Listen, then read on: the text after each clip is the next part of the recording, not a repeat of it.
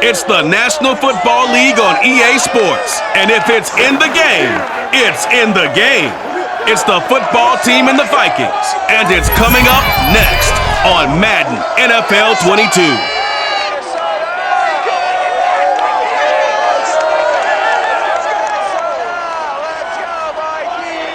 Now we find ourselves at the stadium that played host to Super Bowl 52, the wondrous U.S. Bank Stadium in Minneapolis. The scene a short time ago, this crowd decked out in purple, and they were in full roar as their guys burst out of the locker room. And we're ready for football, folks, as the Vikings get set to do battle with the Washington football team.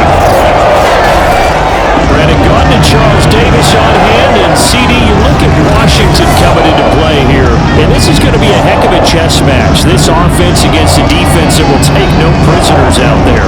It's going to be a big-time battle, and I think that both of these teams have that mindset of, we're going to do what we do and make the other guys react to us. And we've definitely got a couple of headstrong coordinators who won't back down from the challenge. So this will be a battle of wits as much as it'll be a battle of brawn.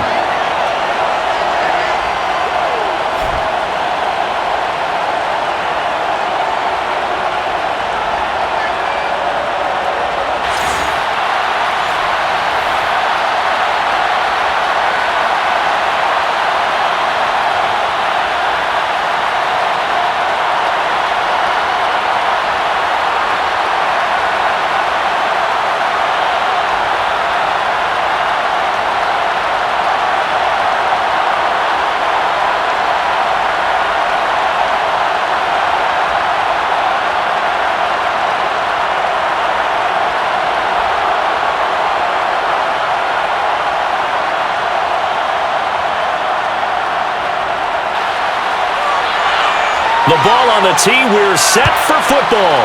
And we are underway from downtown Minneapolis. And they will elect to not bring this one out as our first drive will begin at the 25. So out comes the Washington offense onto the field. And we get a glance here at their leader, the man who will be calling the plays under center. And what I'm looking for from him today, the things every quarterback is looking to do. Lead his team to a victory. Doesn't matter whether he's throwing it, running it, handing it off, however he has to do it, as well as exhibiting some leadership, that's what he's trying to accomplish.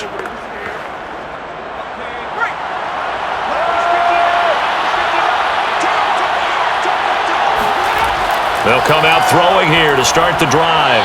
And that throw behind his man, he missed him, incomplete.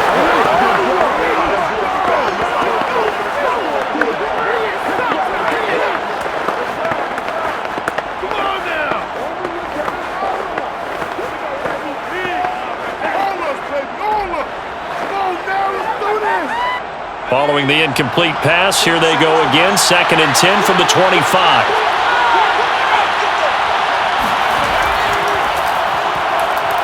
And not much to speak of. Call it a 1-yard gain up to the 26. Well, that's a good start to this drive on the defensive side of the ball. Force the incompletion on first down. Then you're able to shut down the running play on second. Yeah, I wouldn't be surprised now. A little bit of pressure going at the quarterback in an expected passing situation. So trouble already here on their opening drive. This is 3rd and 9. Now back to throw. He's going to air one out. And this is caught right along the sideline. What a job of keeping the toes in bounds there. A big play that time through the air. 32 yards. Things are looking pretty darn good on this first drive, aren't they? Came right out, set the tone. This time with a big pass play. And if the peek behind the curtain that they gave us or their game plan, I don't think that's going to be the last one we see. I think you're exactly right about that. Mike Zimmer staring down our referee. He's upset. He's going to throw out the red challenge flag. Did he keep those feet in bounds? That's the question they've got to decide. And I got to say, watching it in real time, it was awfully close. Yeah, it certainly looked like a heck of a catch because he didn't appear to bobble it, which could complicate things. But even with the benefit of replay, that's pretty tight. Well, here's the call.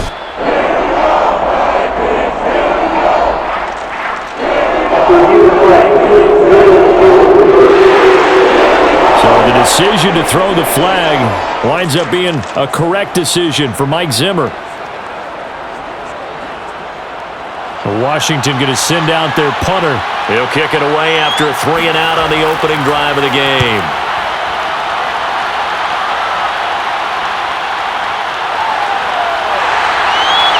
Now after the punt on that play, we've got a man down on the field.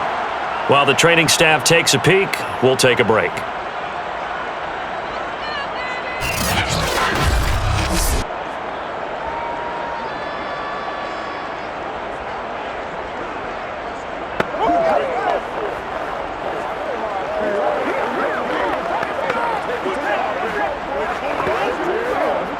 Good starting field position for the Vikings as they have it 1st and 10 at their 36-yard line.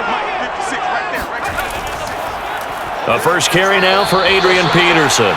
And unable to get downhill there as he'll take this up to about the 37. Just a yard on the first down carry, so it's 2nd and 9. Yeah, things were pretty stacked up there in the middle of the line. A lot of bodies, not much space. I think ultimately he was fortunate to get anything out of that run. 2nd and 9 now. That's going to be caught by Moss. And he'll be taken down, but not before he works it past the 50. And another thing that makes a comeback route really effective is that oftentimes after you've made the initial move, receivers breaking away from the defensive back, and that makes it a really tough play to defend. A nice chunk of yardage picked up there.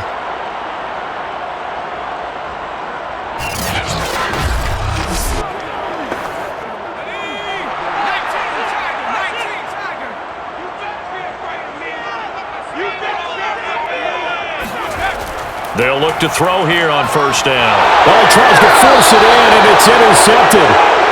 Picked off around the 41, and they will set up shop at their own 41-yard line. Boy, he had to fit that into a pretty tight window over the middle. And, Charles, I think they were in zone defensively, weren't they? They certainly were. Nice read on your part. And sometimes the quarterback isn't fooled between zone and man. Sometimes just fooled by the type of zone that he sees. Because oftentimes those linebackers will vacate and run downfield with receivers.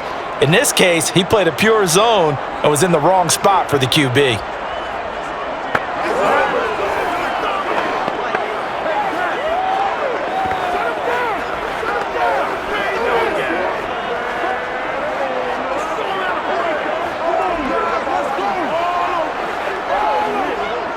Good starting field position for them here as they come up 1st and 10 at the 41-yard line.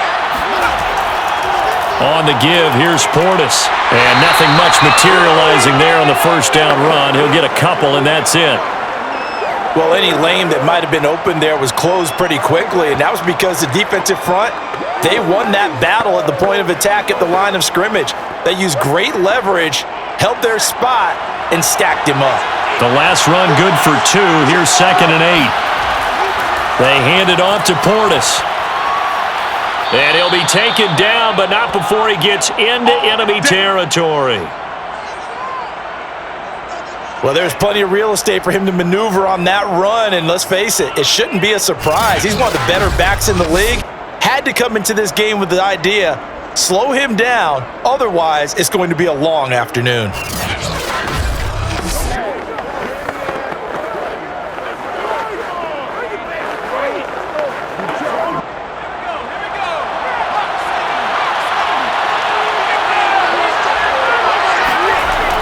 First down, he'll drop to throw.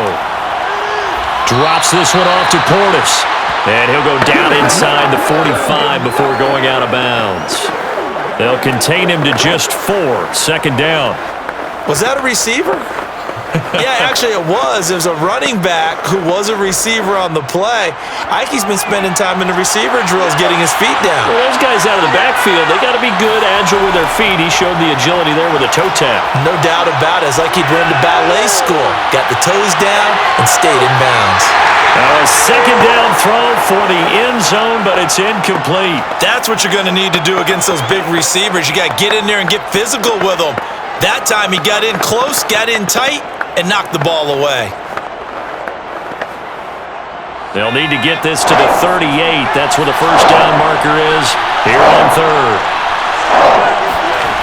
He'll look to throw.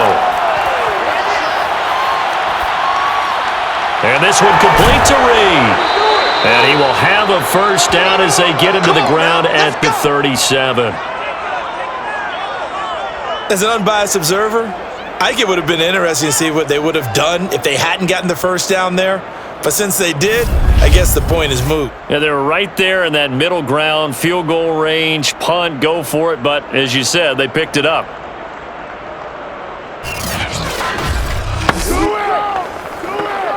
Line of scrimmage, the 37 on 1st and 10. Again, he'll drop to throw. He's going up top for Taylor, and that is incomplete. So many times we see teams go on the road and want to lean on their running game, but this crew just announced they're going to try and air it out and make hay downfield.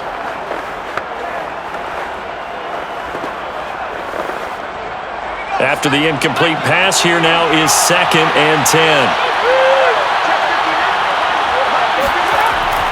Back to throw again. Looking sideline, incomplete. So he's 3 for 7 throwing the football right now. Not an awful start, but also not the sharpest of starts. No, I would agree with that. But if you're a confident quarterback and to play that position, you have to be. You just act like there's something wrong with the wind currents or something wrong with the ball. It is not you. Keep throwing. That timing usually develops.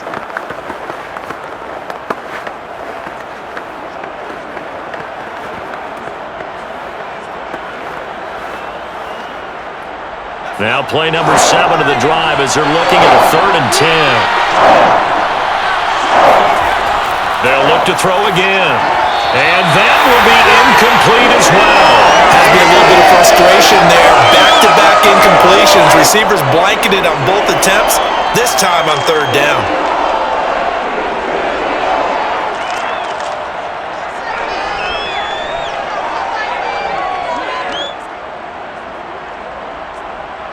Now on comes the Washington field goal unit. This from 54 yards away.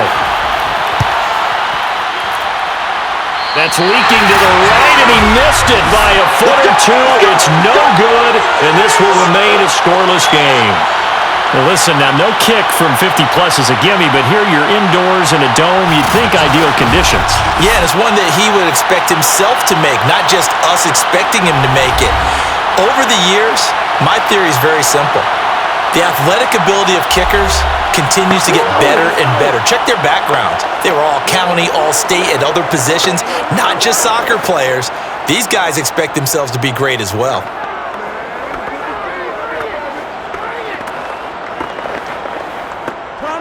So after the missed long field goal attempt, this offense set up nicely at the 44-yard line.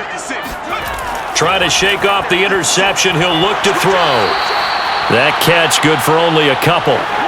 I think defensively you're okay with that. Here in the first quarter, he's going to get some catches, but they rallied to him quickly. And that's what you count on, and I like what you just said. First quarter, can you do it all game long? They catch it, you tackle them, they go down on the spot. Because when you're able to do that and you don't give up big chunks of yardage after the catch, now you put the offense in a position where every series they have to work hard to pick up first downs, and you tend to stall them out when you do that.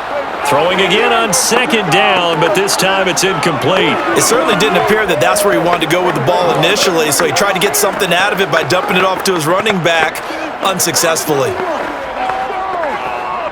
So the failure to connect on 2nd down, that leaves him staring up here at a 3rd and 8. Back to throw here. He sets to fire deep. And he's caught on the sideline, but he's not going to have a first down. They say he was out of bounds, so a big call there. That brings up 4th. Love the idea, love the concept, but you got to leave a little room on the sideline so he can fade into it when he makes the catch. That was thrown too close to it for the receiver to make a play. The Vikings send out their punter as he's on to punt for the first time this afternoon. And you can't do it much better than that. This ball kicks out of bounds at the 4-yard line. That is how you flip field position. That's an absolute bomb of a punt. Downs it inside the 5-yard line. Absolutely ideal. From that position, you're hoping to get it down inside the 15, inside the 5. Superb.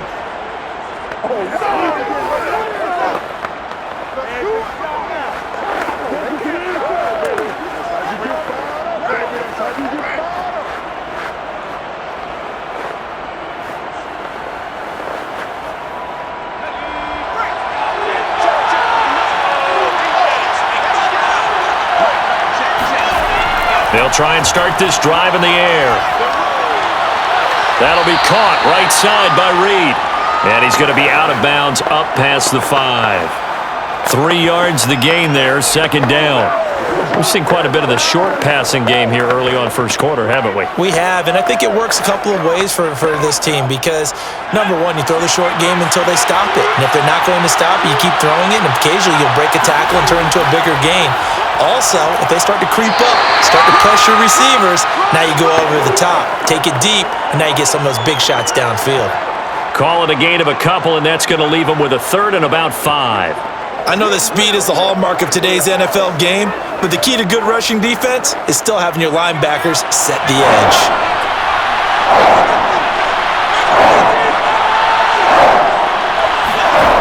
He'll look to throw. Oh, going deep here for Taylor. And unable to connect. Incomplete. Now give them credit. They took their shot, but it's going to bring up fourth down. I know this offense was expecting to do big things, but it certainly hasn't turned out that way, at least not through the first 3 drives. They're definitely going to have to put their heads together and start concocting some offense that'll move the ball downfield.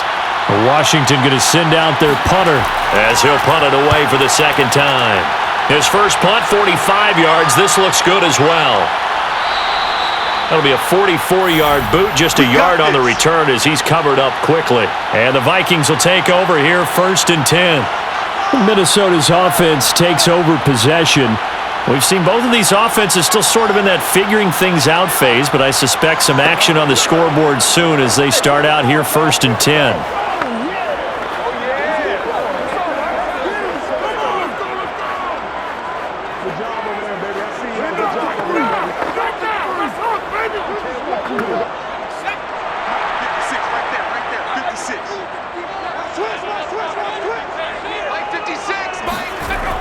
Off the play fake, he'll look to throw. And they will not get the connection there. It's incomplete. Not only did he have a chance to scan the field there, it felt like he had a chance to scan it twice. The protection was that good. Unfortunately for him, the coverage downfield, equally good.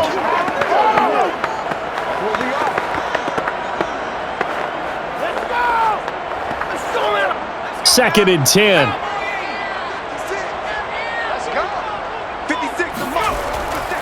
They'll set up to throw.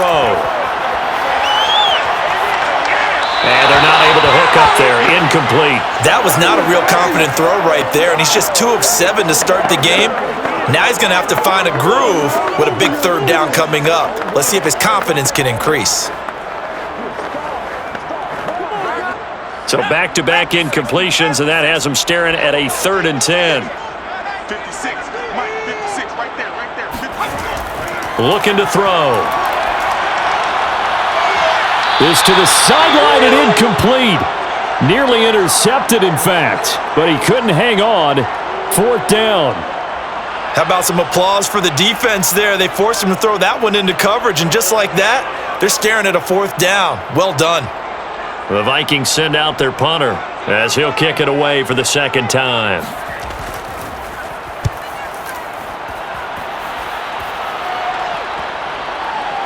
And this ball's going to be down now right at the 10-yard line. Good spot. Well, someone's going to be happy with that effort. You know who else is going to be happy? His defense. Absolutely. He's created a very long field for that offense to try to traverse. And he got some help from Mr. Football there, checking up nicely. Good English on that punt.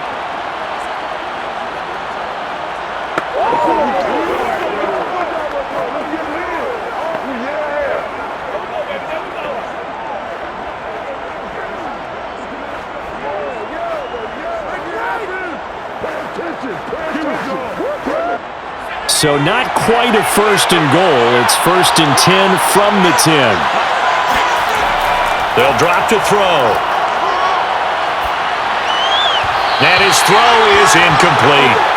Well, they've got man coverage on the outside, and my scouting report on these DBs tells me that they love to take matters in their own hands. They want man coverage, not zone. And there was good coverage there that forced the incompletion. Here's 2nd and 10.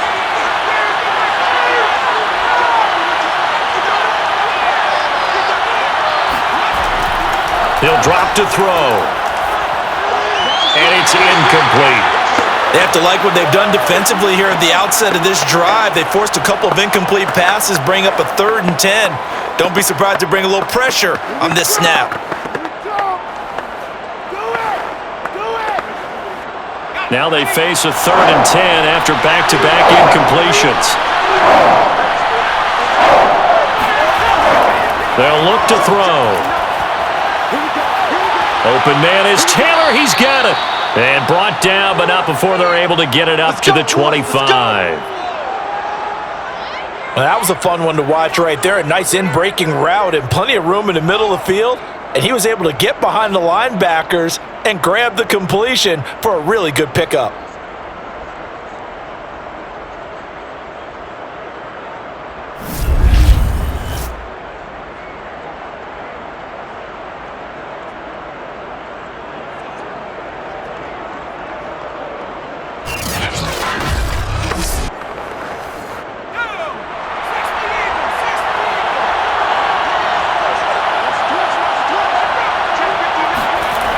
They'll stick with the passing game as he looks to throw. The Vikings after him, and they get there for the sack. They'll wind up losing 8 on the sack there, and it's 2nd down. Remember, they had the nice gain on the previous play, but they just gave a lot of it back right there on that sack. Yeah, they get the sack, get back some real estate. Felt like the type of play that can spark a defense and swing some momentum. Almost felt like a take that type of a play, didn't it, partner? Got to imagine the pass rush will be equally intense here on 2nd down following the sack. It's 2nd and 18. Now a throw here, hauled in.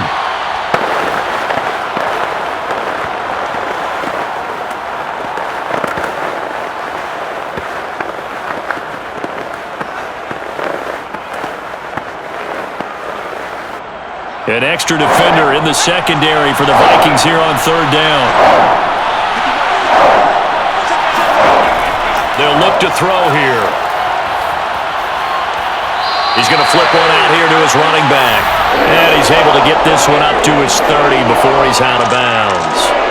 5 yards, not enough, and it'll be 4th down. We can make this one pretty simple. Locked up all of his progressions downfield, forced to get it to his running back. But how about the way they ran to the football and knocked him down to force a 4th down? On is the punt team now as this one's sent away.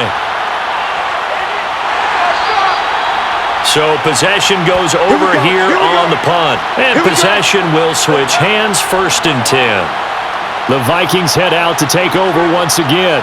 They've shown precious little here offensively thus far as they try again with a 1st down now.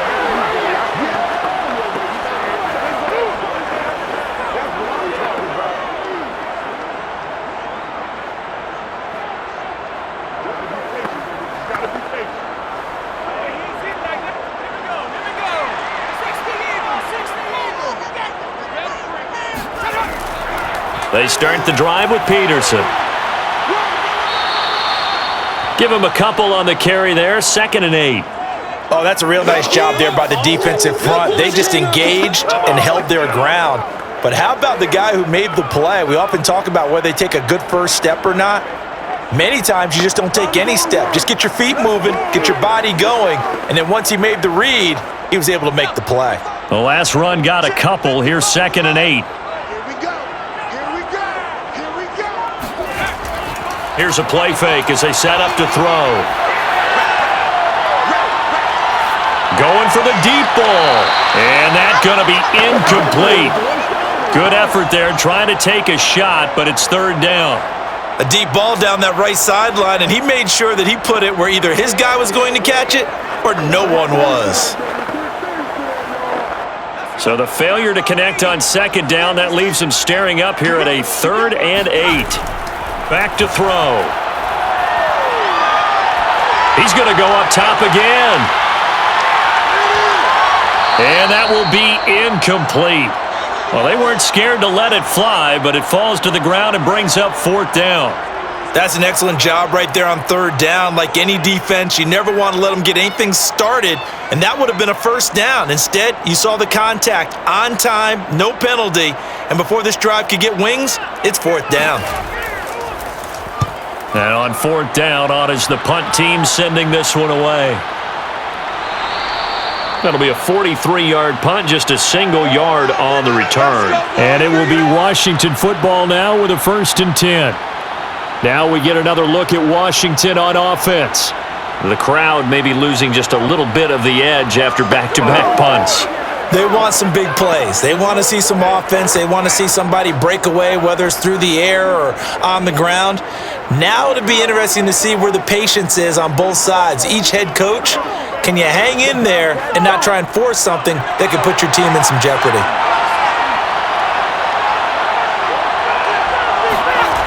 They'll come out throwing here to start the drive. And he's got his man in stride, complete. And the result here, a pickup of 8. Leaves him with 2 to go on second down. Just about every quarterback is trained to really look downfield first before you come back and make a nice, safe throw. And in this case, that's exactly what he did. Found his running back, let him create some space, and it turned out to be a nice play for the offense. 2nd and 2. Throwing the out route, incomplete. That's Taylor. A little football 101 there. You just see the receiver try to run down the defender, meaning he goes right at him and really trying to move him a little bit towards the center of the field so he can put his foot in the ground and break to the out, to the sideline, and make a catch.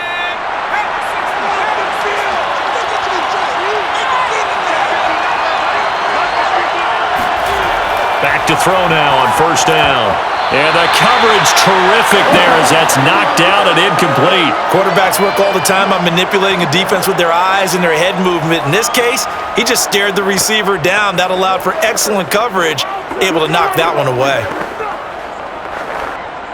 So after the incompletion on 1st, now 2nd and 10. They'll set up a throw. Throwing the out route, incomplete. That's Reed. And he'll be taken down, but not before he works it past the 50. A lot of tight ends just use their size and their strength, try to occupy some space and kind of body people away and catch the football. But not this guy. He's a refined route runner. Makes me wonder if he took some dance classes in his background with his footwork.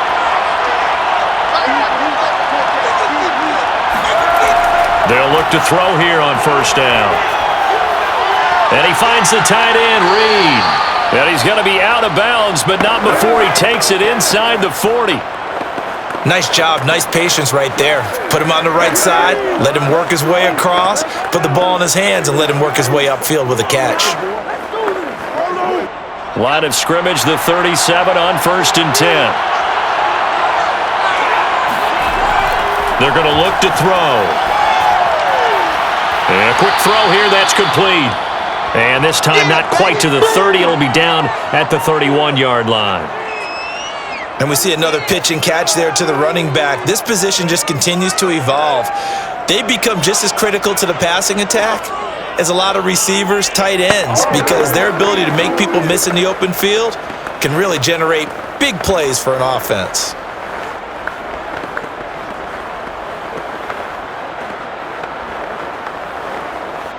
Second and 4.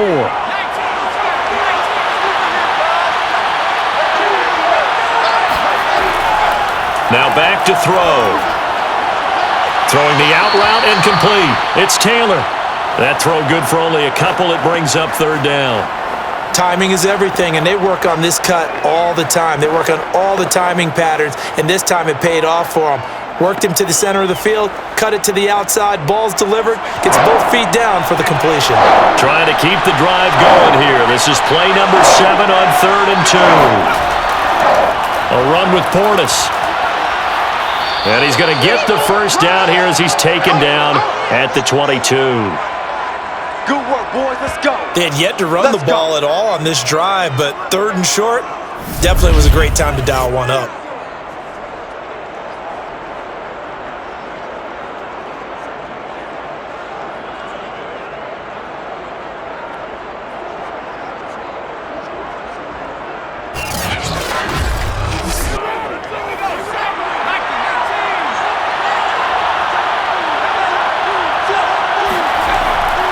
They'll run it here with Portis. And he will be brought down at about the 6-yard line. Dig in. Let's go. And that's a run that'll energize an offensive line. They'll take that one all day long. Fundamental breakdown by the defense. You've got to be able to make plays on the edge. Oh, don't be scared. Baby. Smell that checkers draw. Hear that, cuz? Now's the time. Don't give him nothing. Bring it back. Washington with their first trip to the red zone thus far. They've got a 1st and goal to go at the 7. He'll look to throw. Throwing the out route incomplete. It's Taylor. And inside the 5 here before he's out of bounds right at the 3. 3 yards the gain there, 2nd down. All that practice time came to fruition on that play. All those timing routes that they work on through training camp, OTAs, minicamp, and just regular season, they got it done on that one. An out cut, ball was delivered, and picked up the completion. We're scoreless after 1.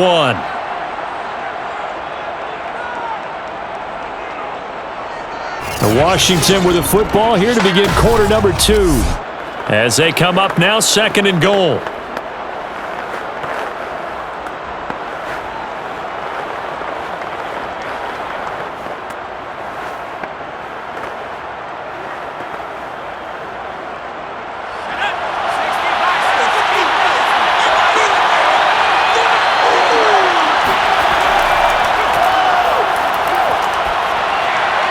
And this is taken in for a Washington touchdown.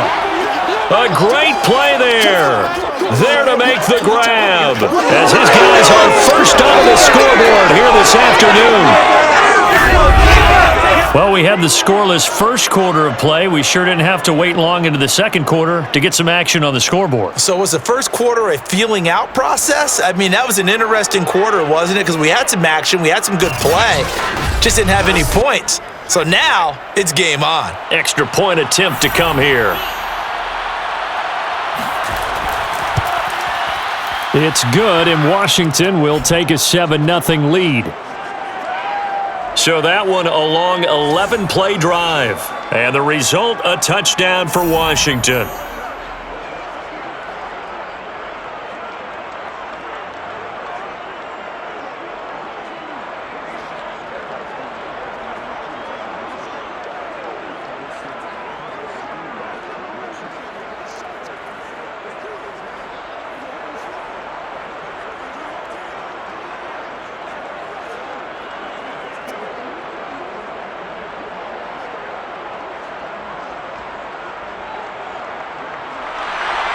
The kickoff unit is out on the field, and they will send this one away. On the return, here comes Smith out of the end zone. And that decision to bring it out ends up not being a good one. Costs him about 5 yards as he's tackled at the 20.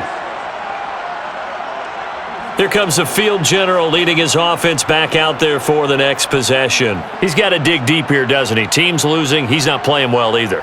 And they always tell you, don't press. You'll make things a little bit worse. But in this particular situation, you try and heighten your play a little bit. So far, he's thrown 1 interception. He wants to balance that off with at least 1 touchdown pass in order to get his team back moving forward.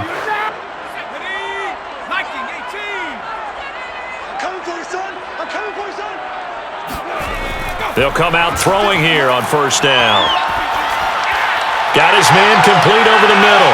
It's Carter. And he's taken down, but able to slip across the 35. Had to put that ball in there with a little extra zip, and he put it right where it needed to be. Yeah, and that little extra pace that he had on the pass, that required a little extra concentration for him, didn't it? Ball can get on you pretty quick in that manner, and he handled it well and picked up the 1st down. From all the way up at the 38 now after a good start to the drive.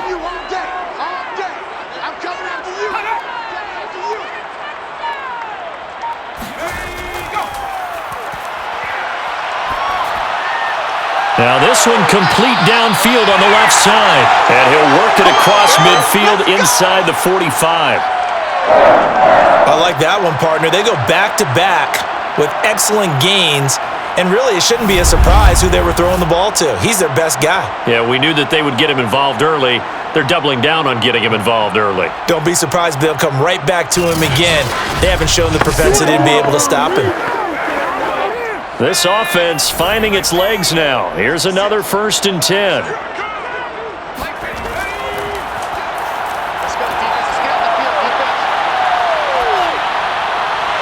He finds his man, complete. That's Peterson.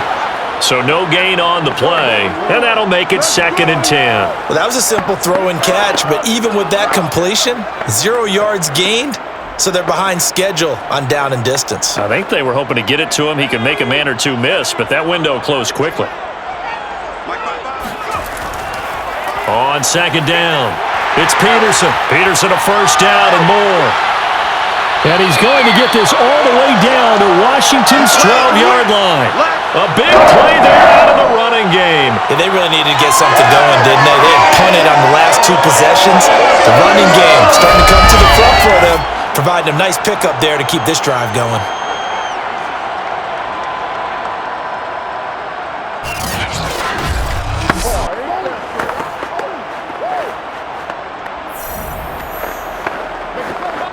So how about this for field position after the big play? Inside the 15 now as they come up on 1st and 10. Now it's AP, Adrian Peterson. And here he'll get it down to the 7. 5 yards is the tally on 1st down. That brings up 2nd and 5. Frustrating for a defense, energizing for an offense. Finding a way to create that type of yardage in your running game, that'll make the guys carrying the ball very, very happy.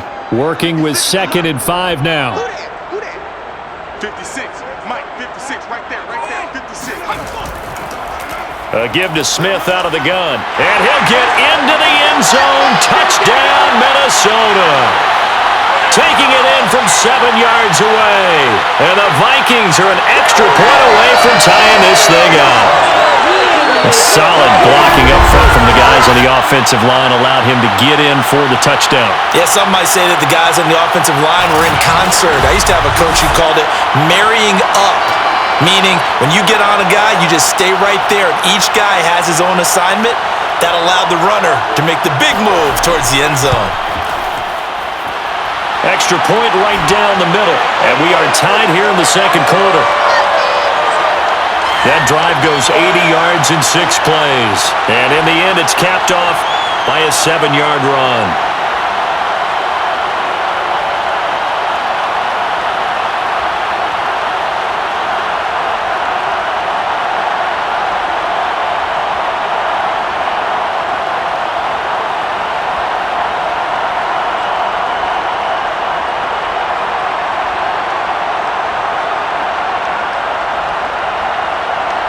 So all even at 7 now as they kick it away. And he'll just sit on this one as their drive will start at the 25. The Washington offense set to take over. And for them, a touchdown their last go-around. Obviously, they'll be hoping to do that again. And when you start plotting for this drive, when you start thinking to yourself, okay, what are we going to do? You don't go away from what you did before because that worked, but you have to be prepared for wrinkles and counters because you know they'll make some adjustments.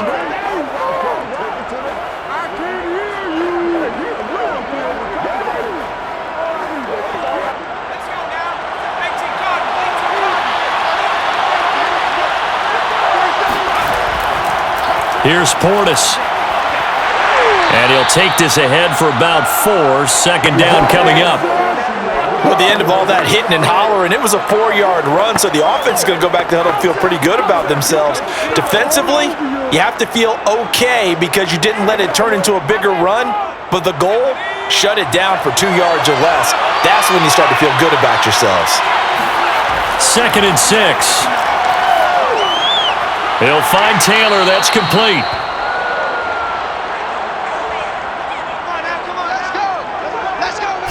Now that was pretty. They executed that curl route versus zone coverage, and that changes things a little bit because against man, it's often a tight curl, tight, sharply run route. Against zone, you're just looking for that open spot, that dead area, so you may curl it a little bit wider just to get to that place. And usually a tight window. He fired a bullet in there for the completion. Now a carry for Portis. Nowhere to go that time. He maybe got a yard up to the 40. Well, sometimes you just have to give credit to the defense. Great job there at the point of attack, holding up. They won their battles at the line of scrimmage, left him no space to try and run. A really nice job swarming to the ball carrier.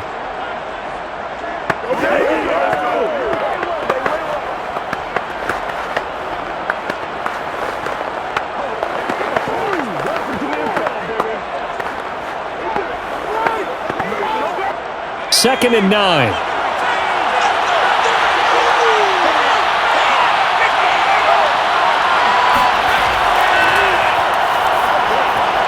Here's a throw out wide, complete to his running back right side. Yeah, he'll work free from one tackle, but that's about all as he's taken down.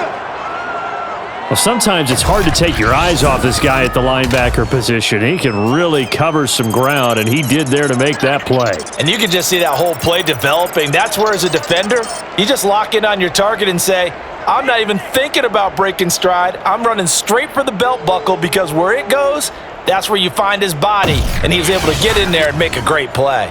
Washington on third down. They've hit it 50%, 3 of 6 to this point. This is 3rd and 4. And Reed with it over the middle. And this is going to turn into another first down as the tackle is made at the Vikings 33. Normally on third down and short yardage, you're thinking of throwing to your tight end. It's just going to be a simple chain mover. But this time they let him roam down the field, and a nice dart picks up the first down and then some. From Viking territory now, they'll come up 1st and 10, down at the 33. Back to throw here. Oh, that's into a sea of bodies, and it's intercepted. Picked off near the 29. And they are going to set up shop at the 32-yard line. Well, certainly not his best throw that time, and not a good time to make it, Charles, when they were a nickel with 5 defensive backs on the field. And that's exactly why you have those 5 DBs out there. You want extra speed on the field, guys who have ball skills and understand what the passing game can do, and gives them a chance to react and make a play on the football, and they take one of those away.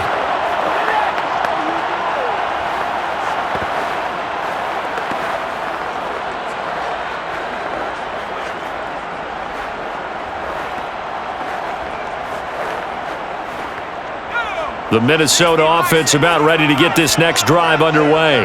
That last drive, it was a good mix. Run, pass, defense on their toes.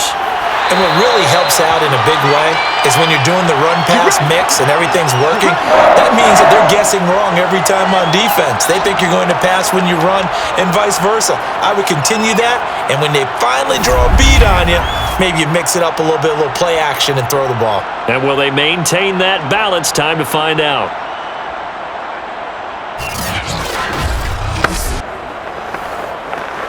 So one play, and they're already just shy of midfield.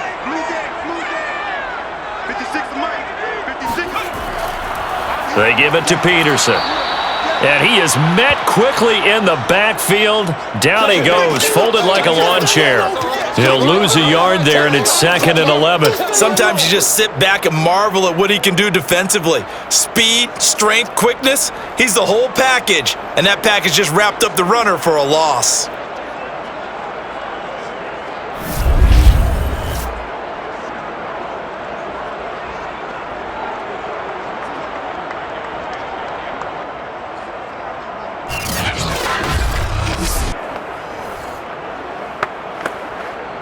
So after the loss of a yard, they'll look to push forward here on 2nd down and 11. Now left side, a completion to his tight end.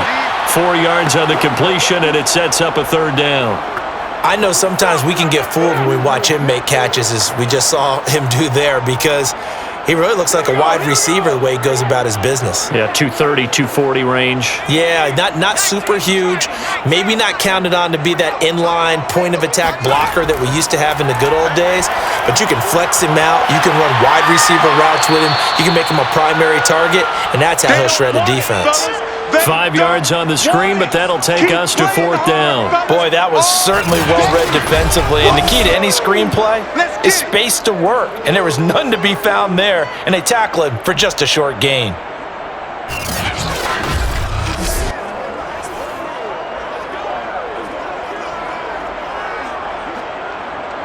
The Vikings send out their punter as he'll punt it away for the 4th time today.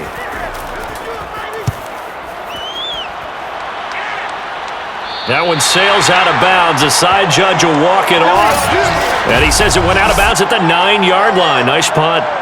The field position game, such an overlooked facet, Charles, of an NFL game. But this offense, they're going to be pinned back. What an ideal punt. An ideal punt, and it leads to that term complementary football. Because them doing that puts their defense in a great spot, doesn't it? Gives them a chance. If they want to be aggressive, try and maybe get a safety out of this whole thing, it puts them in that position.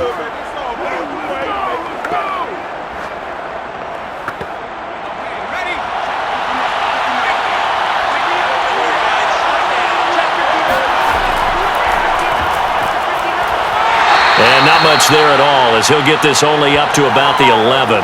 Only a yard on the keeper, and it'll be 2nd down. Nice run defense presented there, and what I mean by that is discipline. Guys filling the right gaps in the right holes, no one over-pursuing, and making a very nice play.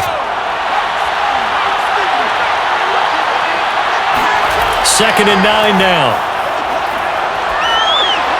And this one complete to Reed.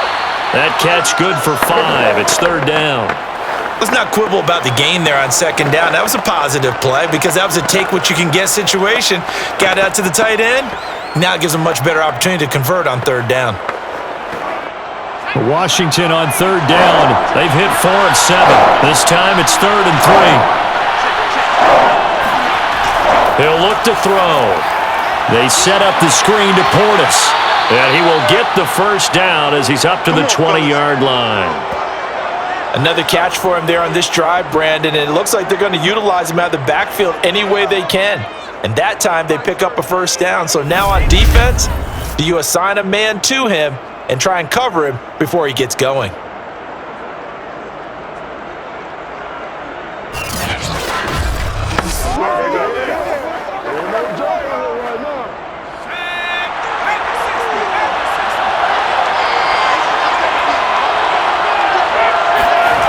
On 1st down, he'll drop to throw.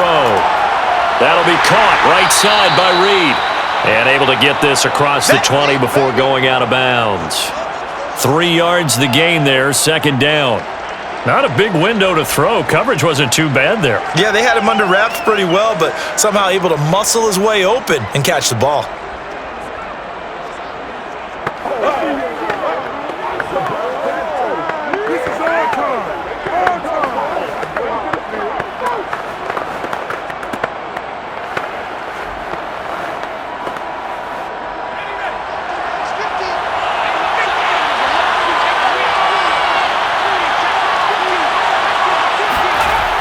On the toss, this is Clinton Portis. Oh, nifty juke there. Not much fun for a guy trying to tackle him. And he's able to plow forward up to about the 29, just shy of the 30. 50 yards on the ground for him so far. I know the toss play begins with the guy taking the snap and turning around and tossing it to the runner. But where the real intrigue is, can they seal the edge? Whether it's an offensive tackle or a tight end in the direction they want to run the football. If they do that, that's the result that you get, that type of a gain. If they don't, oftentimes it's not a very successful play. Well, nearly another interception there. That would have been 2 drives in a row with a pick. He's got to start taking care of the ball way better than what we're seeing. Interestingly, that throw was probably worse than the one he threw the interception on last drive, but fell incomplete. Washington going to send out their punter as he's on here to punt it away. The call for a fair catch, and it's made at about the 23-yard line. So a change of possession here on the punt, and the offense will take over with a new set of downs. Minnesota now ready for their next possession. And hoping to do better than they did their last possession when they punted the football. Appeal to the vanity of your offensive line. Tell them that they control your fate.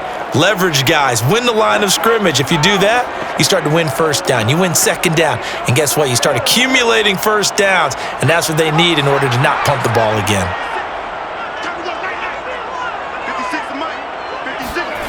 They'll try and start this drive in the air. Escaping the pressure right. And he'll protect himself at the end here as he winds up getting pretty decent yardage. He'll wind up getting 9 after tucking it and running, so it'll leave him with 2nd and a yard. Partner, he was going through his progressions. Not there, not there. After about the 3rd one, he decided he better pull it down and run for it.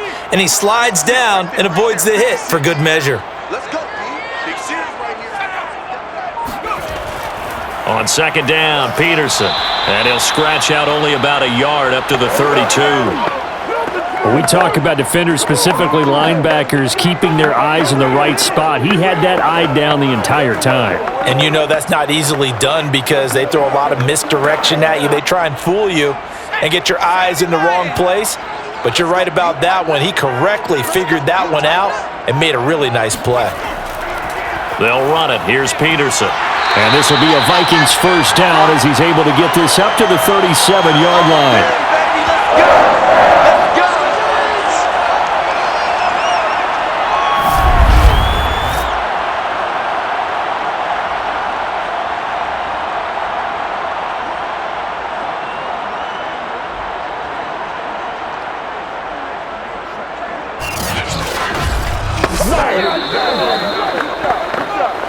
Second quarter, 2 minutes to go. Tie ball game.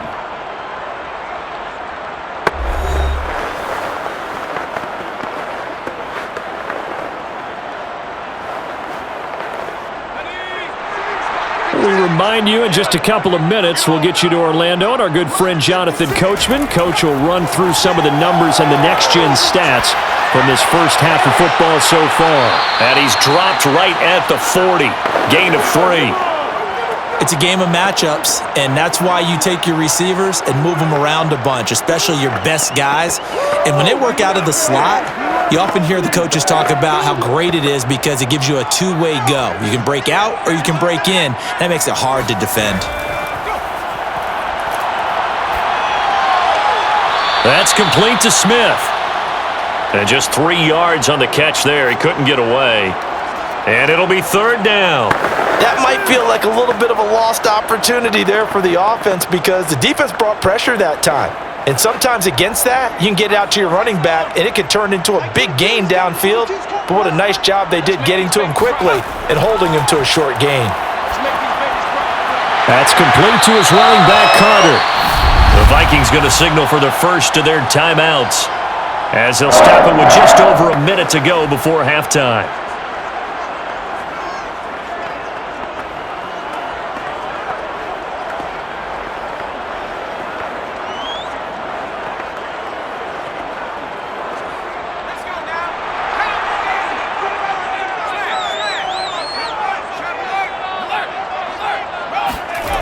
They'll stick with the passing game as he looks to throw. Throwing right, and that's complete. Now the Vikings will use the second of their timeouts as the stoppage will come with a little under a minute to go in this first half.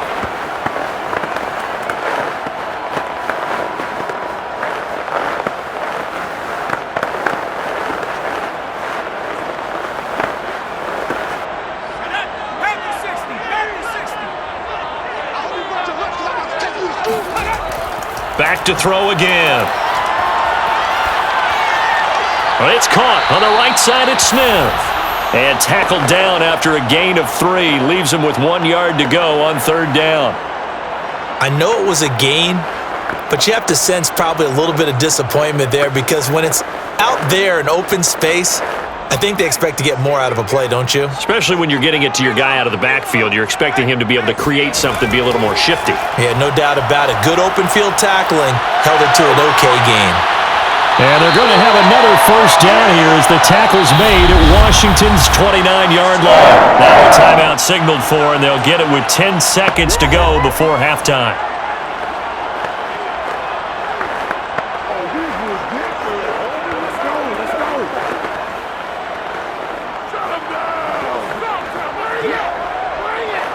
So even though it's first down, here's the field goal unit on now to try to get 3 before halftime. From the right hash, it's a 46-yard attempt. And this is right down the middle as he puts it through. And they take the lead here now at 10-7. So a late 3 there, and that'll help as they head into the break. Talk about situational football and something they've worked on since the OTAs and mini camps the previous summer. They take care of the ball, get 3 points, knowing they're going to get the ball to start the second half. That's the old 2-for-1 special to finish things off.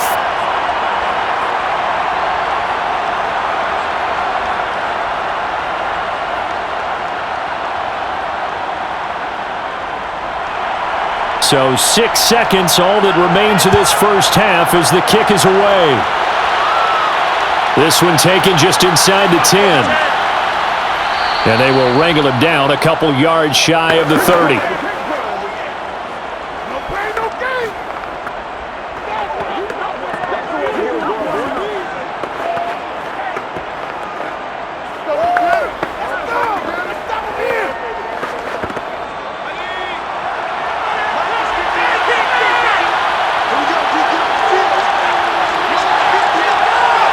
He'll take the knee, and the final couple seconds will tick by in this first half. So we've reached halftime here in Minnesota with the Vikings on top. As we send you down to Orlando, where Jonathan Coachman has our EA Sports Halftime Report. Coach. Okay, Brandon, thanks very much, and welcome everyone to this abridged version of the EA Sports Halftime Report. First up, though, let's take a look at the next-gen stats from that first half for Washington. And they weren't able to get a whole lot done throwing the football. That'll likely be a big key if they want to turn things around in the second half. Meanwhile, for the Vikings, they too found some success throwing the football. But I think both teams would say there's room for improvement in the second half. Okay, Coach, adjustments likely going to play a big role in this third quarter in what's been a tight contest so far.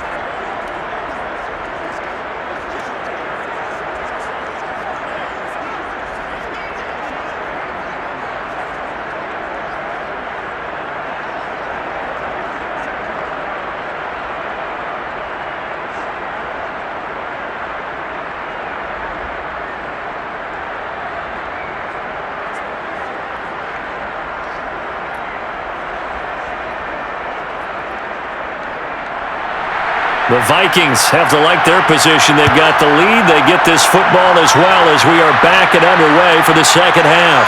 On the return, here comes Smith out of the end zone. And he's able to get this across the 20, but not by much as he's marked down officially at the 21. Out come the Vikings. They'll have it first on offense as we begin the third.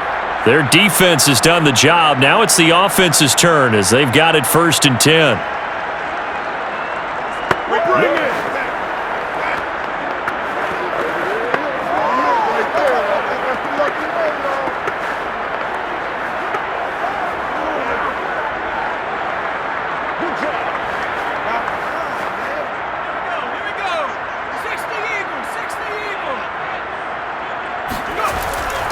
The third quarter starts with a run by Peterson. Gets it up around the 22, but no further. Did flash the fancy footwork, but not much to show for it. Credit him with a 1-yard gain there to make it 2nd and 9. Early down stuff's to put this offense in a precarious position. We know that securing the point of attack, especially against the big-bodied guys in the middle of this D, has got to be priority 1.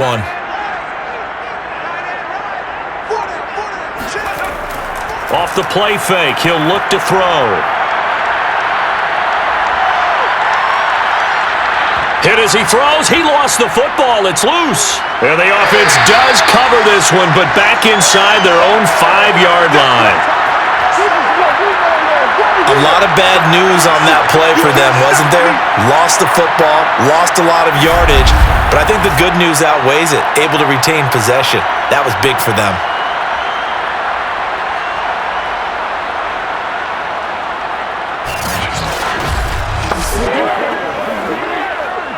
After the sack, they'll come up now 3rd and long. Yeah, I wouldn't be surprised to see them run the ball here just to try and get some space. And indeed, that's what they'll do as they run it here. And not much there as he gets it up to about the 5-yard line. Just a 1-yard pickup there, and it'll be 4th down. Well, they did go run, so you were right. Maybe a little more breathing room for 4th down. Well, no one wants to be accused of playing it safe, right? But instead, they would just reverse it and say, we're playing it smart. The Vikings send out their punter as the drive goes backwards, so he's on to punt it away. And he'll just punch it out of there, and it's not a great kick. They call that a punt of 38 yards officially. And this offense will take over right at the midfield stripe with a 1st and 10. First possession of the second half now for Washington. And their defense did its job by forcing the punt to start things out. And now, Charles, can the offense get in gear? I think, partner, you can sense them saying, okay, the first half was theirs, but now let's get the momentum back on our side. We forced a punt. Now let's go downfield and score. If we do that, we'll be set up well for this second half. A good starting spot for Washington as they come up 1st and 10. Right at the 50-yard line. From the midfield stripe, they'll look to throw. Drops this one off to Portis. And they'll get him down as he's inside the 40. But they certainly had success throughout this contest, getting him the ball in the passing game, and there he picks up another 1st down. Whatever they saw going into this one, they've been able to capitalize on it, and no adjustment has been made to take it away. So from the 39 now, they'll come up on a 1st and 10. Now we've got whistles here before the snap, and I believe this is going to be on Washington. And that'll be accepted, of course, and that moves him back 5. Still 1st down.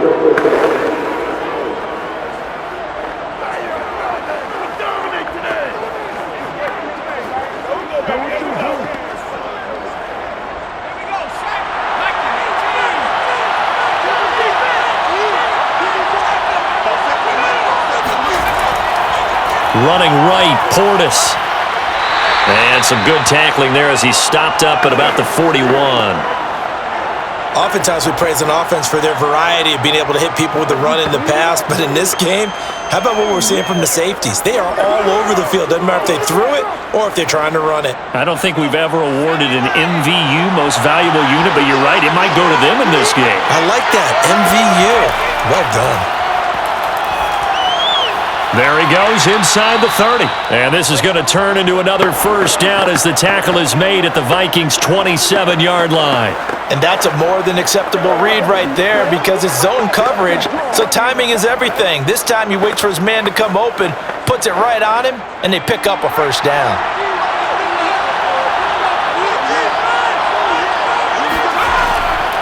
From the gun, they'll try to run it. And not a whole lot of room to operate there on the 1st down run. He gets maybe 3. Just not a whole lot of room to operate there on that carry. No, not at all. They did a really nice job staying in their proper places and not allowing any lanes to open up.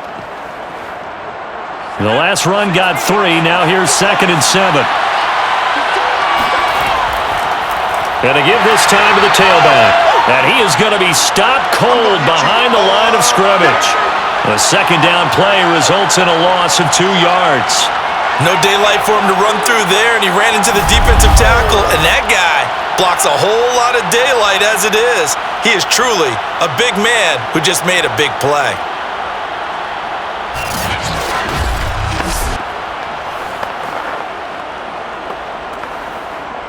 An important play right here, 3rd and 10. And I would expect pressure here. On 3rd down, he'll drop to throw. He finds his man, complete. It's Warren. And he does not get to the 1st down marker as they stop him at the 19. It'll be a gain of 8, but it'll also lead to a 4th down. I thought they might take a shot down the field, but instead they ran a little drag route there. I think they were hoping he could catch it and run away from the defender. But a really good job keeping the play in front of them, and they force a 4th down. And Ron Rivera, he's going to keep the offense on the field. They're going for it. They'll set up to throw. This is caught. And he'll be taken down, but he does have 1st down yardage. We'll take that. We'll take that. What an excellent end result for them. But let's go back to the decision. First of all, to go for it all on 4th down. A lot of pressure on the quarterback's shoulders, but they knew he could handle it. Makes the right read there, gets the ball to his receiver. They get the first down. It's now 1st and goal.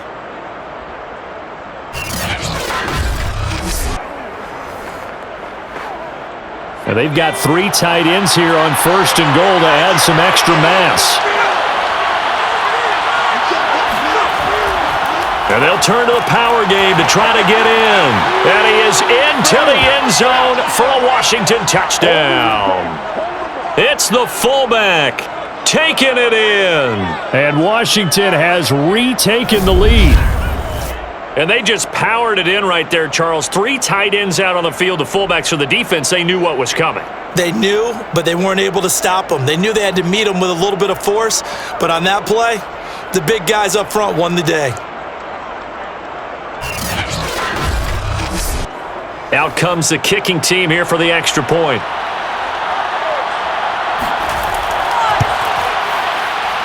And that makes it 14-10. So that drive goes 8 plays. And it was polished off by a Washington touchdown.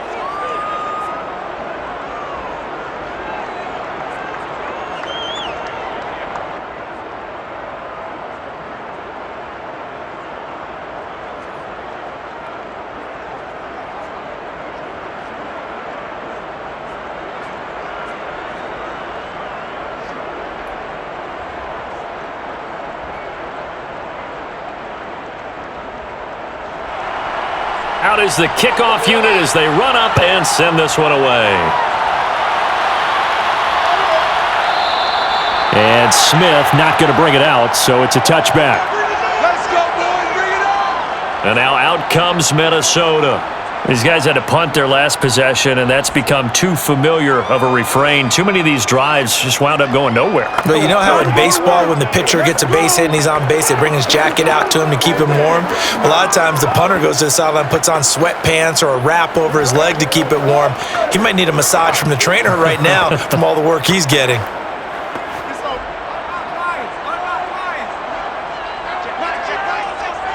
56, Mike, 56, right there, 56. Here's Peterson as they begin on the ground. And this will be a gain of 5 as he gets it to the 30. Well, it's time for them to be good teammates right here. And what I mean by that is possess the ball for a little while. Get at least 2 first downs. Give their defense a chance to settle down a little bit after they give up a touchdown. The first down run got 5. Here's 2nd and 5.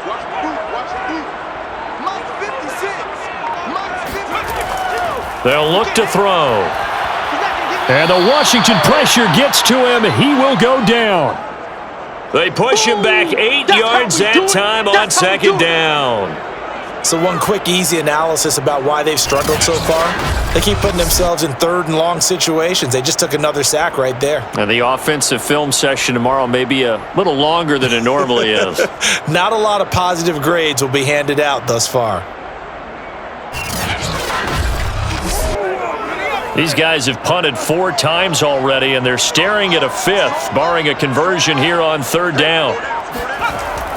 They'll look to throw here. And this one complete to Smith. And they're going to get him down well short of the 1st as he can only get this to the 30.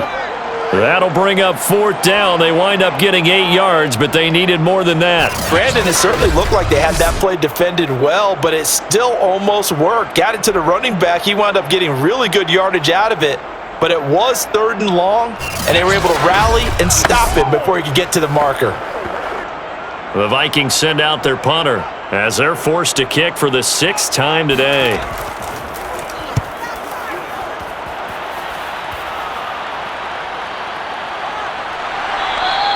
Call it 46 yards on the punt, just a single yard on the return as he was covered quickly. And out will come the offense as they take over. Out comes this field general once more, leading his offense back onto the field. He has been consistent, hasn't he? He played well in the 1st quarter, good 2nd quarter, and now continuing that here in the 3rd. And that's the word that they're always seeking from the guy taking the snaps, is consistency. Taking care of the ball, making sure it gets to the right people, no errors, right? Not turning it over, and just doing all the right things.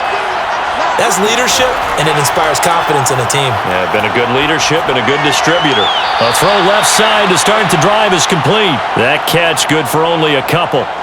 Yeah, that one was covered pretty well because they were trying to leak the tight end out into the flat. I think they were hoping he could catch and turn upfield and pick up the first down.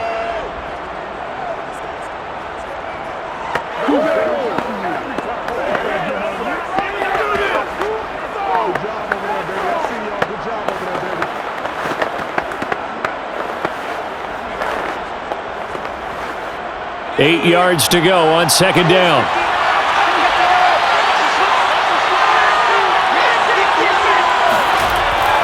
They're going to look to throw. Sideline throw, it's complete. And a nice job there of keeping the toes inbounds.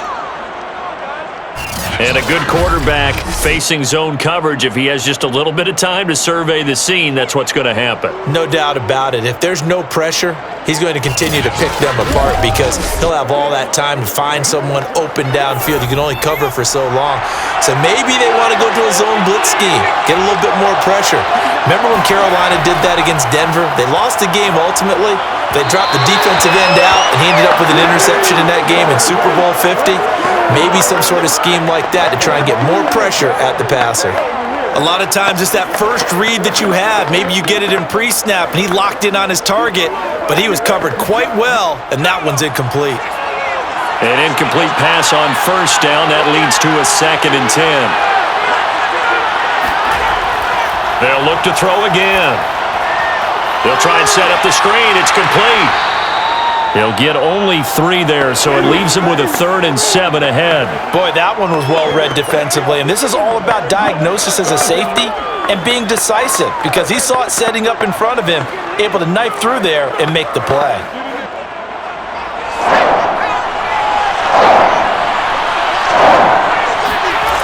Again, he'll drop to throw. Got a man, and he hits him in stride.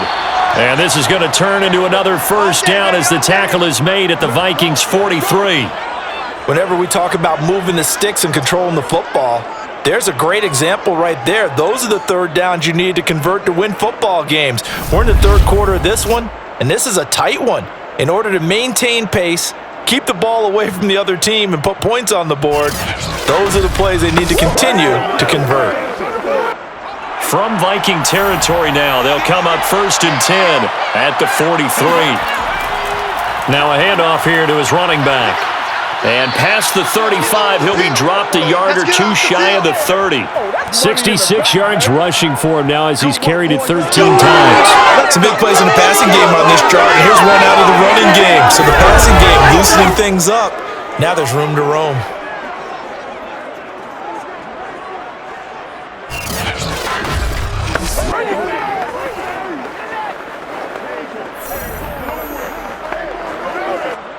Line of scrimmage, the 31 now on 1st and 10.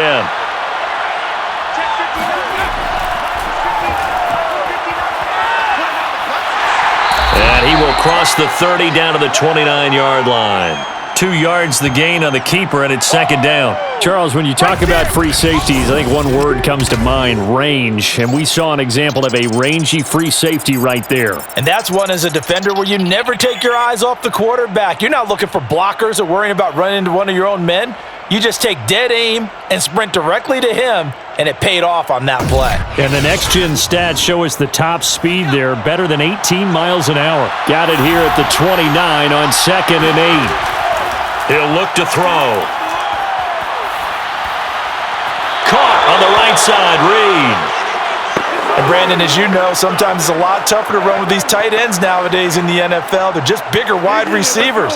He lined up on the left side of the formation, ran a drag route across the field, and tried to work his way open. He was able to make the catch, but the defenders were there, couldn't do a whole lot with it afterwards.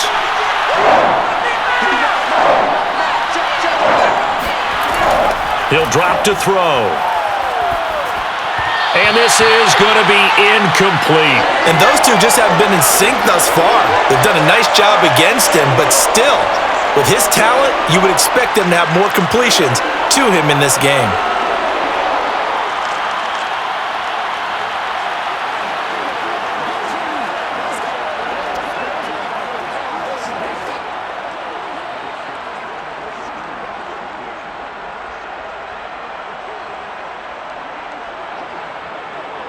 So out comes a field goal team now for the second time here today. From the right hash, this from 44 yards out. And his kick is good. And that moves him up by a touchdown now at 17-10. So he missed that field goal earlier, but he says not this time. Able to knock it through, give his guys 3. I like his poise. I like his confidence, his belief in himself. Sometimes when you miss that first one, you'll see a lot of guys sag and they can't make the next one. Not in this case. Stepped right up like a pro.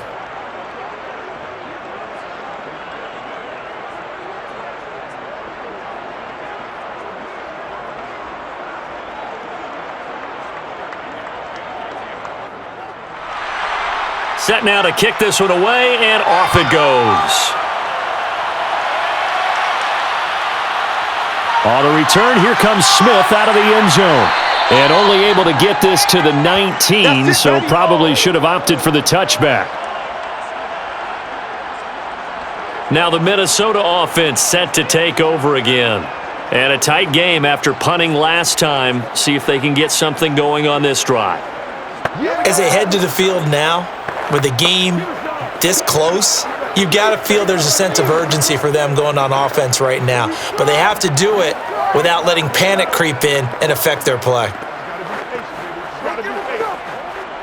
So here's a 1st and 10 now, down inside the 20. They try to fire up the run game with Adrian Peterson. And they'll get 8 out of this before being stopped at the 28. And that looked like some pretty easy yardage there right up the gut. And he's a guy that has some height to him. So when you don't have to drop a shoulder or create or get through contact or trash, makes it a lot easier to stay upright, see the field, and make a run as we just saw there.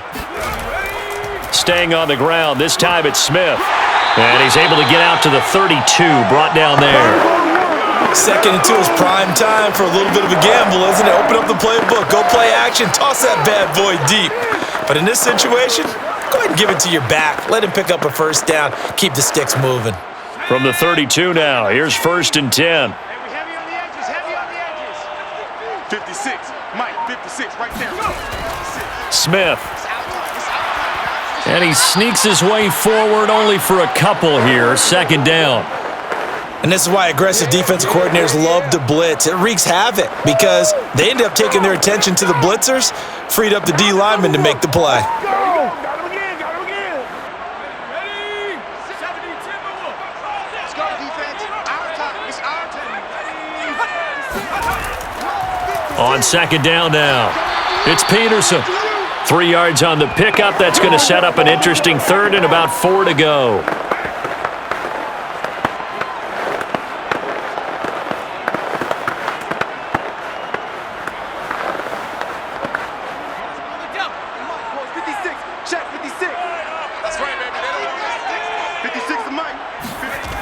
Back to throw. Steps away to his left. Now he'll turn and throw deep back to the other side of the field. That's incomplete, but there is a flag down, so hang on. A big call coming on 3rd down. What are they thinking? What are they thinking? So they decline it as that will bring up 4th. And I know that yardage and field position are keys to any game played, but you've got to consider downs when you're talking about penalties, and they wisely did not take that one and made it 4th down.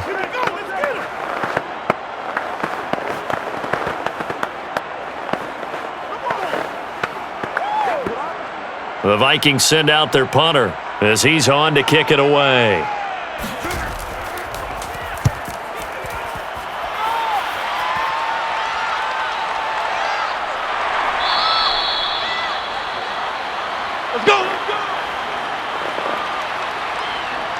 And the Washington offense going back to work.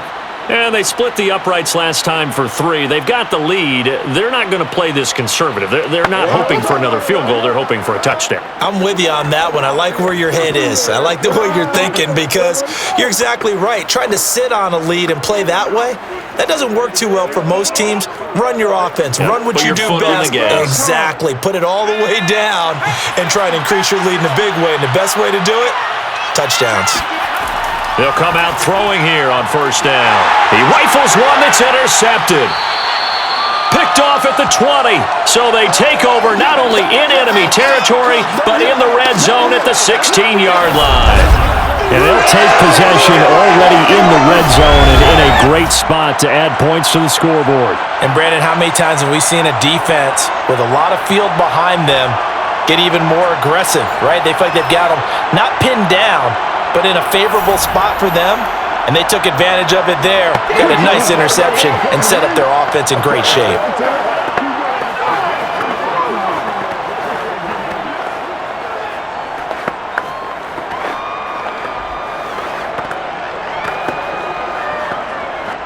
So the ball down to the 16 here for 1st and 10. I'm going to come back to you. I'm going to come back to you. Mike 56, Mike 56. Handoff comes to Peterson. And he'll do a nice job here just to fight his way back to the line of scrimmage. Officially no gain on the play, and it's 2nd down. What an advantage having an elite guy in the middle of the defensive line, because not only does he take up the space and let the linebackers run free, but he can also make plays himself, as we just saw there.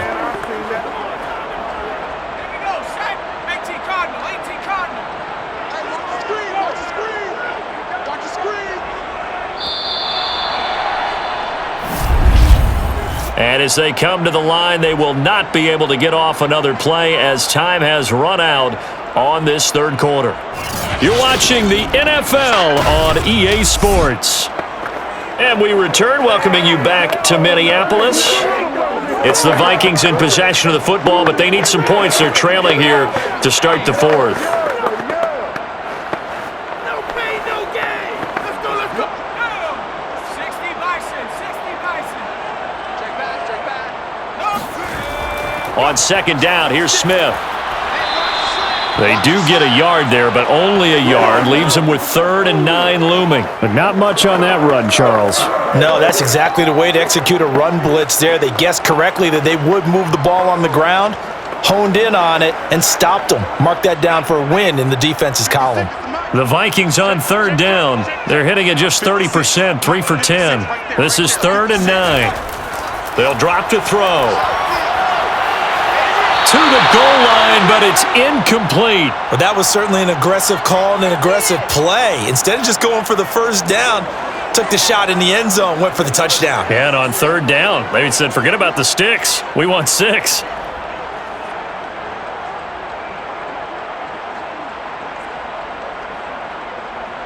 So on 4th down, out trots the kicker in a big spot here.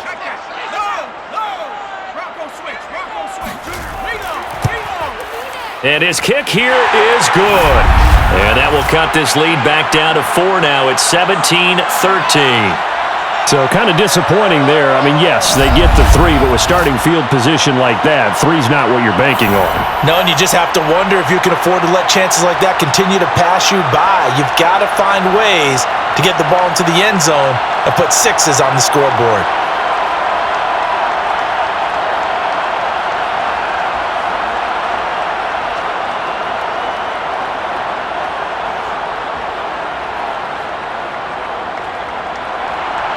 The kickoff team on the field now as they will send this one away. This will be fielded inside the 5. And beyond the 20, but not by much. In fact, just a yard pass there to the 21. All you got to do is look and learn. Look and learn, baby. Now we get a peek at the captain of this offense heading back out there. And he comes out on the heels of an interception he threw last time they had the ball. Yeah, and you know, the quarterbacks that I know that are the best ones, the ones that really know how to lead their team, they tell them, that's on me. That's my bad. But let's go back out there and move ahead again, guys. We can get this done. One good thing for him, it did only lead to 3 points and not a touchdown after that turnover. Big thanks to the defense. They go back to the air here after the INT on the last drive. He's going to float this one deep right side. It's incomplete. Took a shot, couldn't connect. And you just know when that play call came in, their eyes lit up, because anytime you get a chance to take a big shot downfield, that's a lot of fun, and they missed an opportunity. So now 2nd and 10 after the incompletion on 1st down. Looking to throw. Oh, it's a screen pass. That's complete. And he will lose yardage on the play. Back at his own 19-yard line. They'll wind up losing 3 here on the play. And that'll make it 3rd and 13. Well, sometimes despite the best planning, the defense actually has a plan as well, and they blanketed everyone on that play. They were able to close it down and spill him for a loss.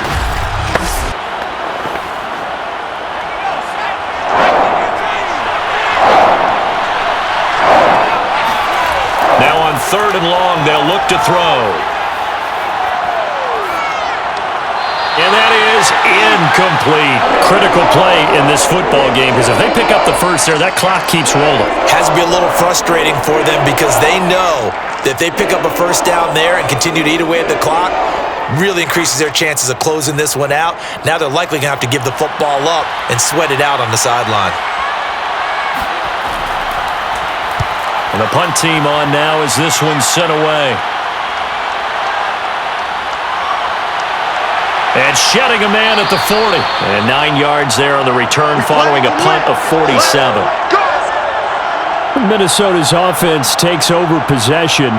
Their defense accomplished step 1 of the mission. They forced the punt. Now they'll look to erase that deficit and take a 4th quarter lead.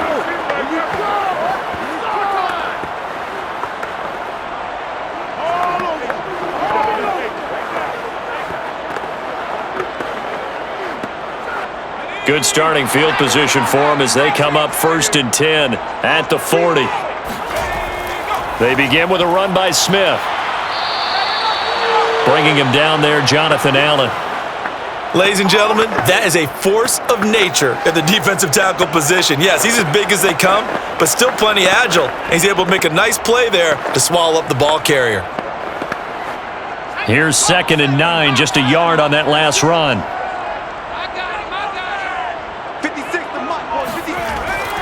Back to the ground. This time it's Peterson.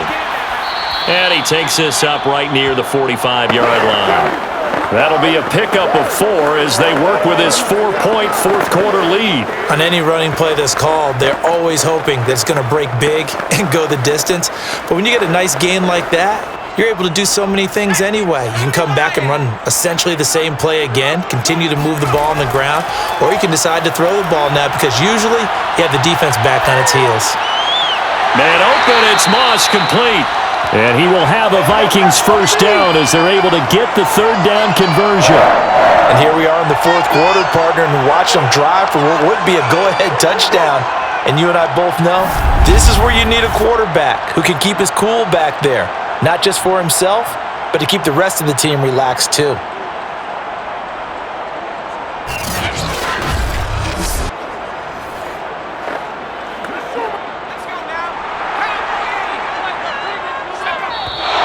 Now we've got movement up front, and I think this is going to be on Minnesota. Expect this from the visiting team when playing indoors, but not the home team. They're supposed to get all the advantages, right? The home crowd's supposed to help them. They forgot where they were, perhaps.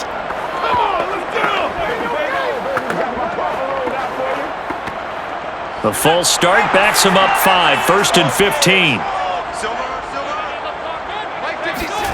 Now back to throw. Throw left side on target to Thielen. That catch good for only a couple. One thing I think that's safe to say defensively, the tackling's been really good. And because of that, it's been very, very hard for them to move the ball because you're not getting the benefits of run after catch. They're tackling them almost on the spot. That means you have to run extra plays, harder to move it.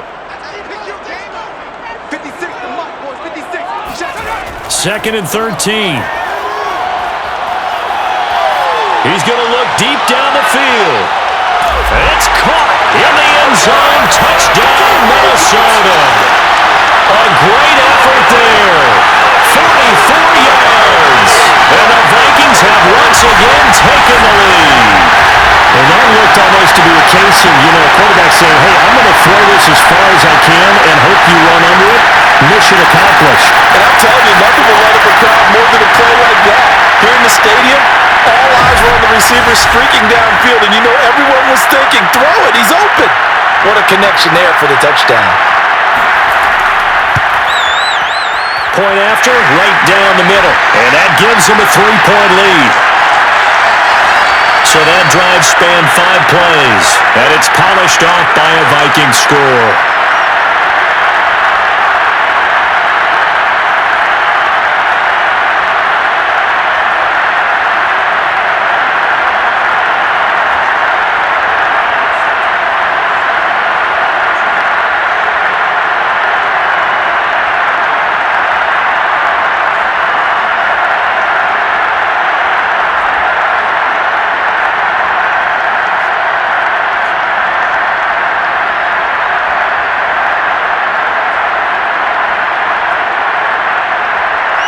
The kickoff unit is out on the field, and they will send this one away.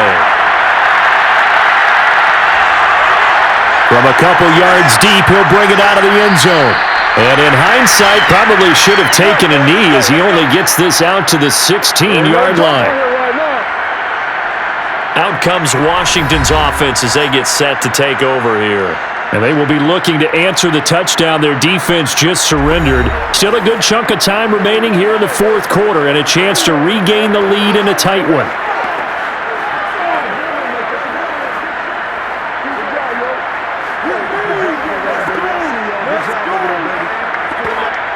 So the ball down to the 16 here for 1st and 10. They hand it off to Portis. And not a whole lot to speak of there as they'll bring him down shy of the 20. 3 yards on the pickup there, and it'll be 2nd down. Give credit to the defense for stringing that play out, and they gave up no cutback angle. You know he was trying to dart through. No place for him to go. A nice job there, only giving up a 3-yard gain.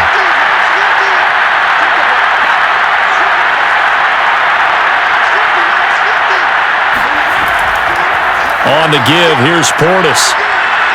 And this one will go to the 28-yard line. 78 yards on the ground for him now as he's done that on 15 carries. Another carry for their leader and a good one. It's crunch time. They'll need him to continue to be productive in both the run and passing game in order for them to try and snatch a victory.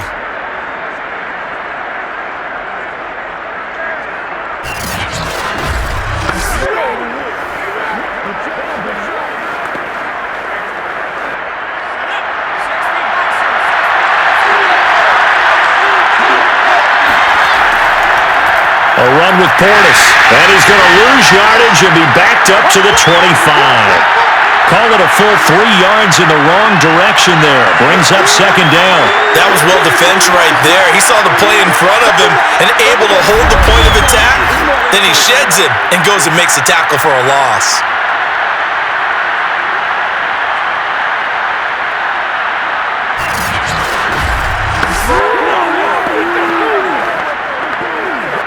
After the loss, they'll come up 2nd and 13.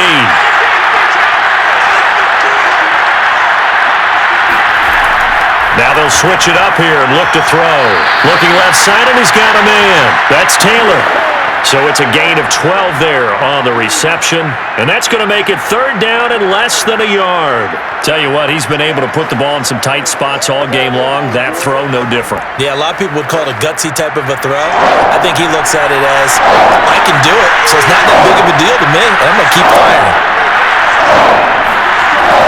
The play-action fake. They'll look to throw. That's going to be caught by Moss. And this is going to turn into another 1st down as the tackle is made at the Vikings 40. He's such a good route runner. Shows it there on 3rd down. Very proficient and a good pass. And you know what I've observed over the years in the NFL? The better a route runner you are, the more confidence your guy's going to have in you to go to you in important times because he can trust you being in the right spot, and they connected there and picked up a 1st down. From Viking territory now, they'll come up 1st and 10, right at the 40. They'll look to throw. Throwing for his running back, and he's got him complete. And he gets this to the 35. Good for a gain of 5. Looked like a pretty good, safe play right there. No, he's had trouble with the interceptions in this game there. Hits his guy out in the flat. Yeah, so many times we hear quarterbacks and offensive coordinators talk about in your progressions, you're either throwing the touchdown or you're throwing the check down. But earlier in the game, it was touchdown or interception. Now he got to the check down, a nice safe throw, and a good one.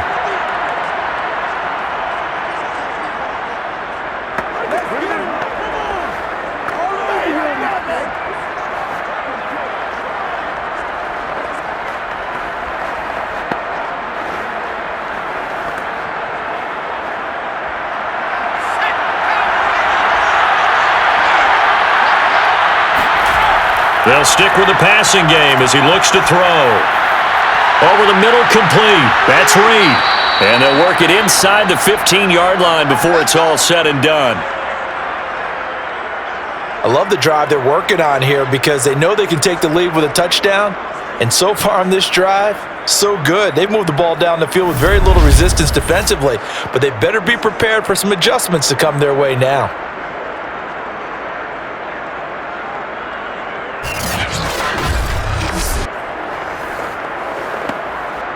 Here's a 1st and 10 at the 14-yard line. They'll run it here with Portis. And he'll get about 3 just outside the 10, stopped at the 11. Brandon, all things considered, they have to feel pretty good about getting that type of a gain considering the blitz that they just had against them.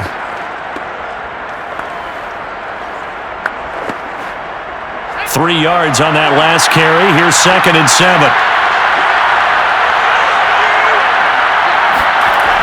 They'll set up a throw. Over the middle, that's caught by Taylor.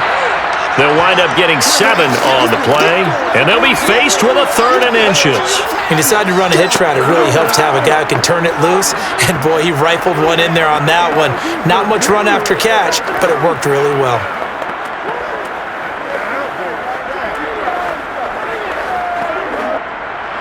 Oh, it's a nickel set here defensively on 3rd and inches. Still want to be prepared for a pass. Back to throw here. Dancing to his left. And he takes it in. Touchdown, Washington.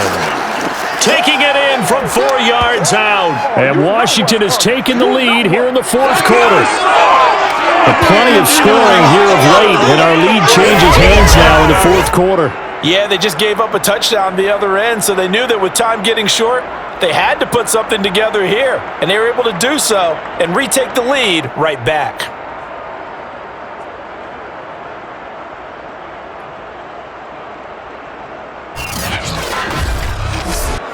Extra point forthcoming.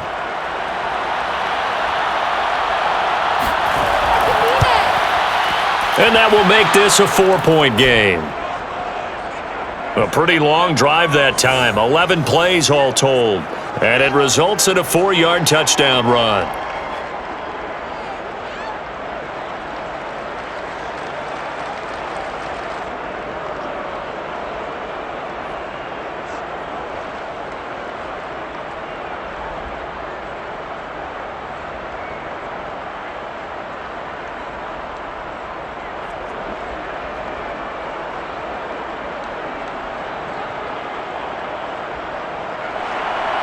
Out is the kickoff unit as they run up and send this one away. And Smith chooses not to return it, and they'll bring it out to the 25. Let's go! Minnesota now ready for their next possession. After the long touchdown drive we just saw, you wonder if maybe that's taken a little of the wind out of this offense's sails because they had it going pretty good last time too. Had to sit over there for a little while, didn't they? You know, they were eager, amped up to get back on the field after just scoring, hoping to get the ball back quickly. That didn't happen, so I'd say come out, just kind of get started again. You know, it doesn't have to be anything dramatic. Just get moving, get loose again, and see if they can get it downfield. 56, Mike. They start the drive with Peterson. And the second wave of tacklers is going to get him as they stop him behind the line. 2 yards the loss, 2nd and 12. I like the strategy. Extra tight ends, extra beef. They want to run the football, but that means they probably want to run it inside. If you get strung out on the perimeter, you're in peril. Yeah, we saw the result, negative yardage.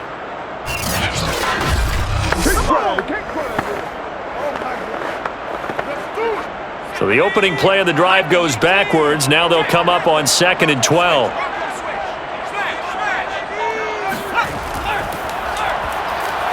And he cannot avoid the pressure as the Washington pass rush gets home. Jonathan Allen, the former first-round pick, getting in there to bring him down. Well, it was second and long. Now it's third and even longer. They're going in the wrong direction here. Because they're moving them exactly the way they want to, but you're exactly right. Definitely going in the wrong direction for the offensive guys. Possibly a turning point. Big play coming. This is third and long.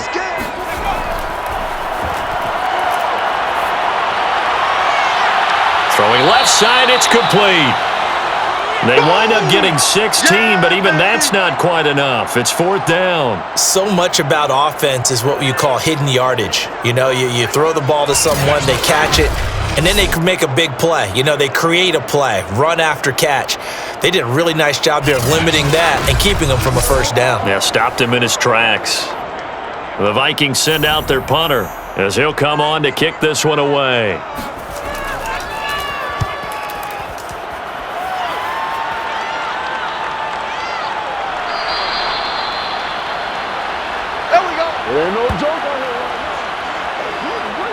Another drive coming up for this Washington offense. Their defense got the stop, forced the punt, and now you really start to monitor the clock as they nurse this slim lead.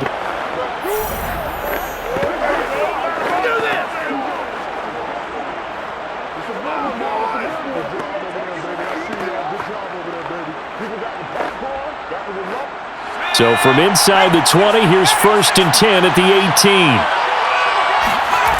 They'll try and start this drive in the air. And he finds the tight end, Reed. And he's got it past the 30 before he's hit and dropped. And these guys certainly are not hiding what their intention is. They're absolutely showing it. They're definitely not going to sit on this lead here in the fourth quarter. Not totally home free yet, but it's looking good as they come up first and 10. Fourth quarter, down to the final 2 minutes, and we've got a one-score game.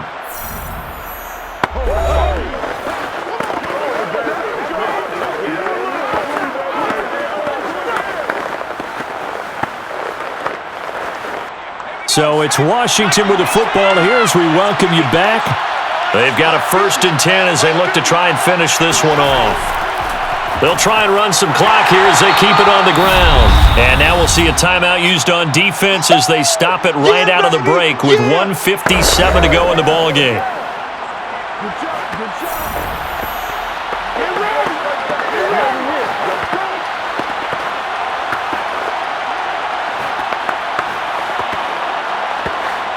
Second and 8 coming up.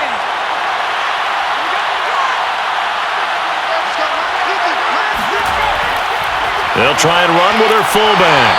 And he'll work this one up to about the 38. And whistles, and we're going to have another stoppage of play as they call the timeout on defense with 1:53 left.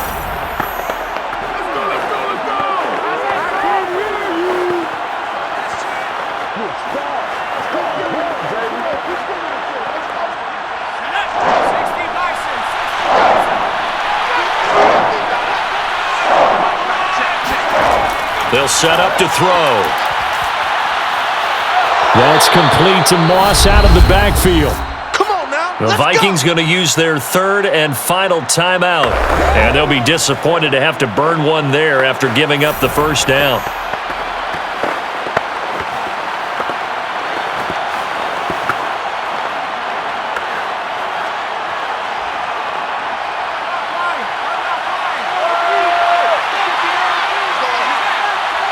And they'll indeed take a knee.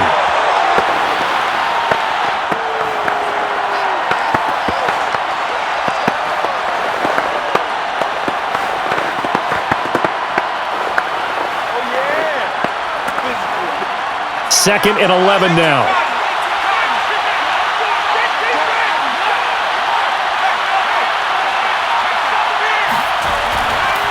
Now a carry for Portis. And he is met at the line of scrimmage, and he goes down right there. No gain that time, and it leaves him with third and 11 coming up. I guess the simple question, why not just take a knee there? I don't understand either why you would take any sort of a chance. We've seen it happen in the game of football. Doesn't matter whether you've watched high school, college, or the NFL. Some people get a little greedy, try to get that extra running play in, and it can backfire on them. Yeah, it's fun to kneel down in front of your home crowd, but when you go on the road, that band of brothers attitude, right, just us against the world, and get it done, how happy are they? I remember a coach at a previous stop telling me, you get a win on the road, doesn't matter the opponent, get out of there like you stole something. And they did in this one. Washington going to send out their punter as he's on here to punt it away.